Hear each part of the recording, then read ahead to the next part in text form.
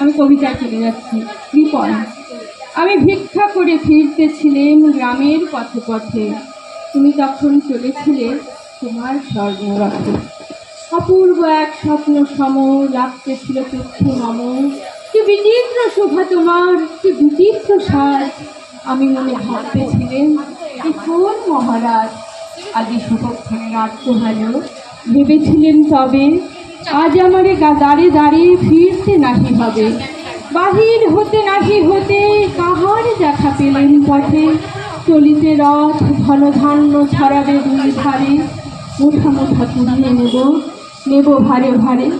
দেখি সহস্র রথ থেমে গেল আমার কাছে এসে।